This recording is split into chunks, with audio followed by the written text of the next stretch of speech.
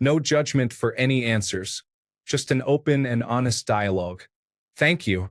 Story 1. Due to low self-esteem, I thrived on attention. So rather than saying, no thank you, I have a girlfriend, I let things continue. But at the same time, I also craved stability, so I never wanted to break things off with my girlfriend. There's nothing I regret more than hurting my ex like I did. And karma finally caught up with me a few years later when I was cheated on by a different girlfriend. Repeatedly. I didn't end that relationship after I found out about her cheating the first time, as I felt I deserved it from my past behavior. I vowed never to cheat again, especially after feeling the pain myself. Story 2. I came close to cheating on my partner. We were in a really bad place. I was emotionally checking out of the relationship.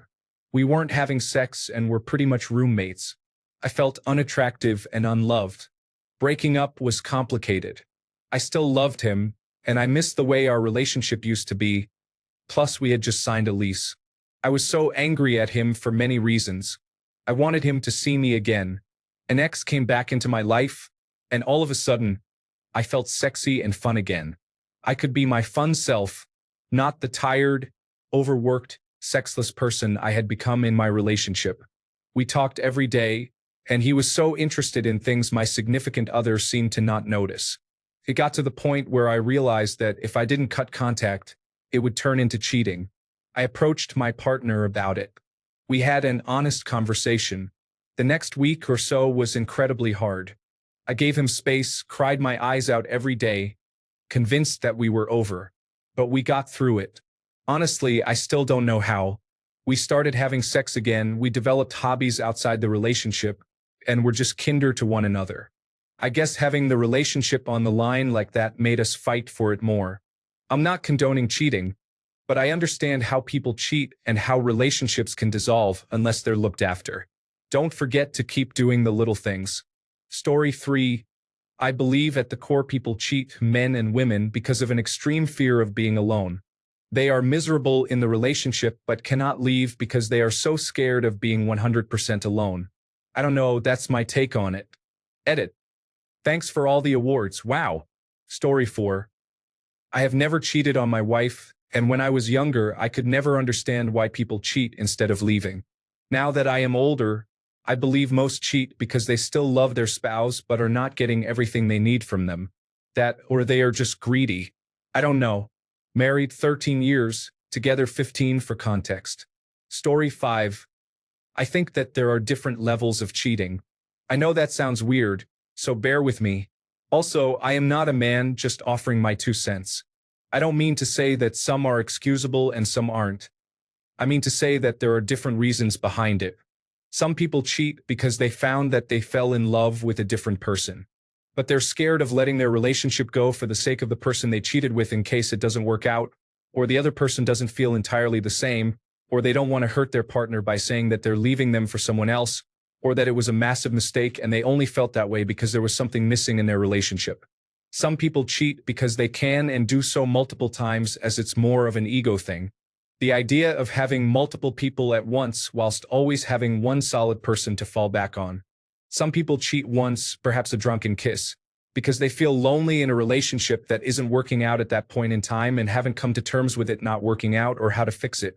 Some people can't leave their partners because they built up such a substantial life with them, but also no longer feel the same and have found that emotional connection with someone else. Some people emotionally cheat too. They don't do something physically or say anything confirmatory to someone else. Their feelings just change in that instance and they feel swayed but stay because they think it didn't mean anything. Thank you so much to the 2 incredibly kind people who provided me with the 2 silver awards. Thank you also to the people who took time to talk nicely on this post. Cheating is a difficult subject, and I'm glad that it's opened some dialogue for people. Story 6. I have a couple of male friends who cheat on their girlfriends a lot, and they do it just because they can and want to sleep with everyone who looks at them. They don't leave their relationships, though, because they like the guaranteed sex and someone to hang out with. Story 7. Selfishness. My ex was dating another girl for about 3 months. I gave him a lot of freedom, and he never removed his online dating account when we went exclusive. So a girl messaged him, and they hit it off, met and liked each other. They continued to date.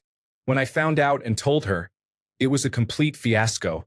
He said that he liked both of us and didn't want to hurt either of us by breaking up. We all know how that went. It was avoiding the consequences of the bad actions. Story 8. It's usually because they are only unsatisfied with a part of their relationship.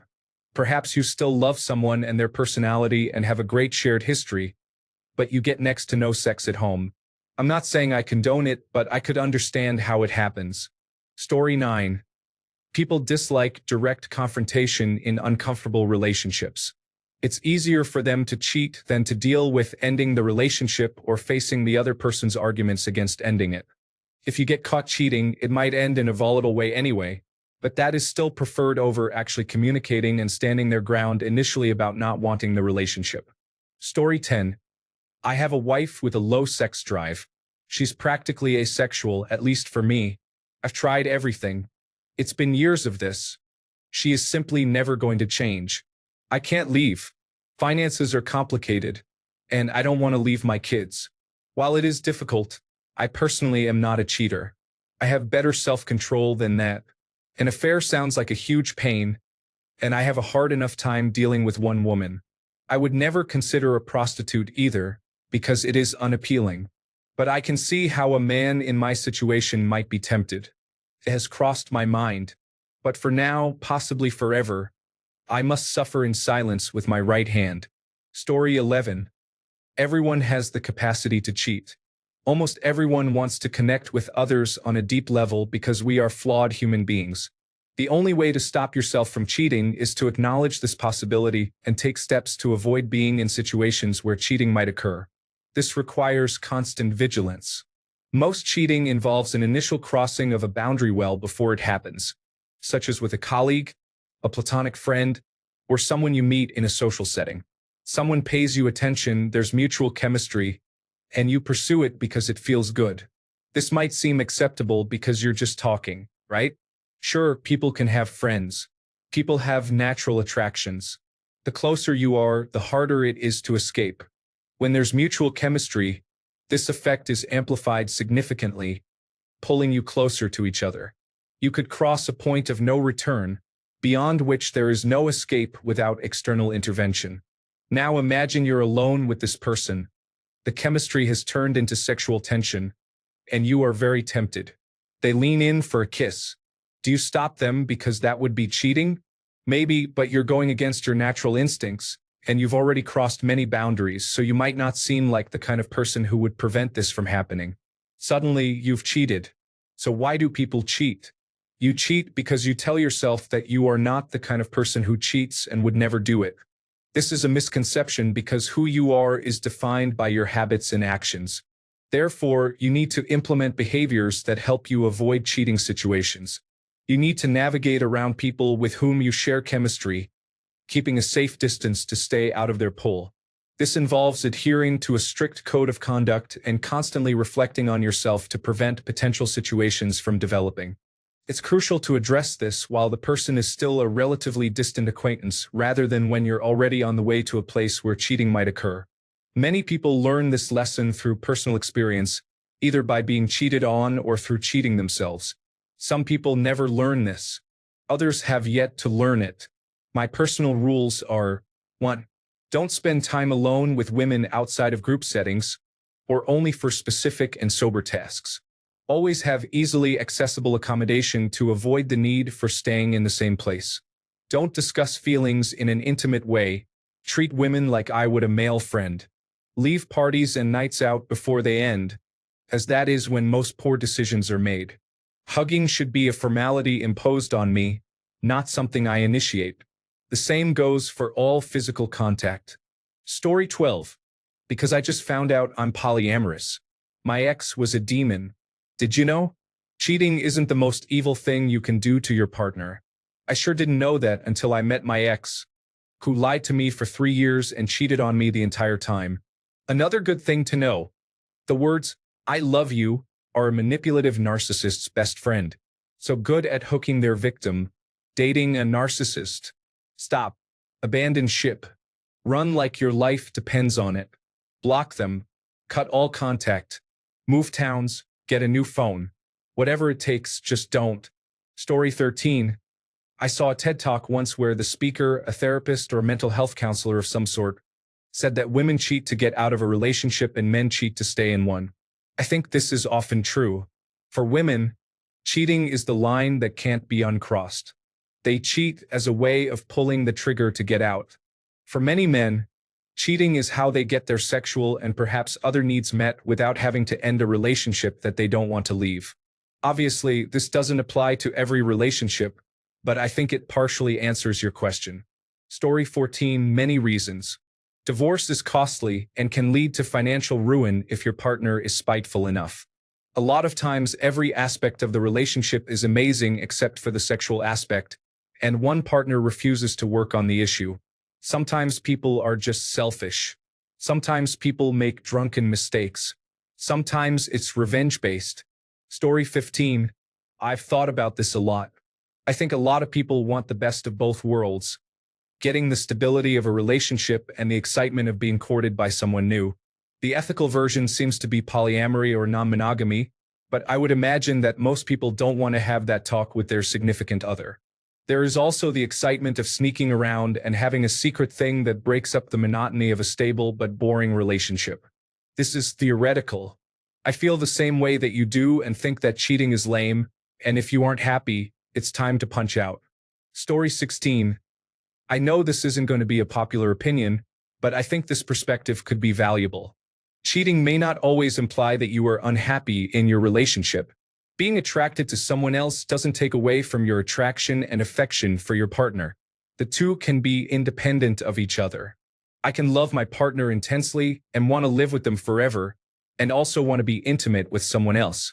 Love and libido don't have to be a zero-sum game. I've told my husband that if he cheats on me with someone once or twice, don't tell me. Don't shatter my sense of security because you can't process your guilt. I know this sounds weird, but I want my partner to enjoy life to the fullest. If that means being with someone else from time to time, then I believe the problem is with the societal constructs that have told my ego that love means being someone's only source of satisfaction, physical, emotional, mental, and so on. We're not open or polyamorous, though we've had some non-traditional phases in our 12 years together. We just approach the idea of being partners for a lifetime with a non-dualistic lens. If you feel like cheating is a sign of unhappiness, then, for you, it is. That is your truth. Relationships are first and foremost about respect. And if monogamy is an important part of respect for you, then that is something your partner should honor. Story 17. I think it's going to vary wildly from person to person. For some, it's because they lack impulse control. For some, it's going to be because they like one part of a relationship but want more from something else. Could be that they're unhappy at home. Could be that they want something different and don't want to settle down. Could be that they don't find their significant other as attractive anymore. For some, it's going to be because they fell in love with someone else but haven't fallen out of love with their significant other. And they try to have everything instead of making a choice. Let's say a guy falls for a girl at work. He's with her 8 hours a day and builds a connection. But he's also with his significant other several hours a day and doesn't want that to end. For some, it's because they can, and cheating is the only way they really enjoy themselves. I will judge all of these people for their various failings, even if you won't. Story 18. Kind of a weird, naive question. A relationship is a huge investment and commitment. It is so much more than sex. Sometimes it does not even have sex in it at all anymore. You have got a past, present, and future all intertwined with someone, possibly children. But even if not, you are deep in it after a few years. Your life and their life are one, and a breakup is inevitably destroying your life. Even if it is a bad relationship, it is painful and exhausting to destroy your life and have to rebuild a new one. And it might be a great relationship, but that does not mean that girl over there jiggling under a flowy sundress is not driving you mad with lust. There is really no connection at all. Why destroy your perfect relationship just to have sex when you can potentially have sex and also maintain your perfect relationship in life? I have never cheated in my life, by the way, but I totally get it. I doubt anyone in a long-term relationship does not get it. Story 19. Selfishness is the main reason and a lack of empathy. Sometimes people are just inconsiderate and nothing else, but sometimes it's like they think that as long as their desire is met, it's fine because at the core they can't really tell the effect or the weight of the consequences of their decisions on others. They see the consequences they might have and might weigh them out in their favor. The lack of empathy blinds them to what the other person might feel. The inconsiderate individuals are the ones who know how it will affect the other person but still do it anyway because they don't care. That's just my thought.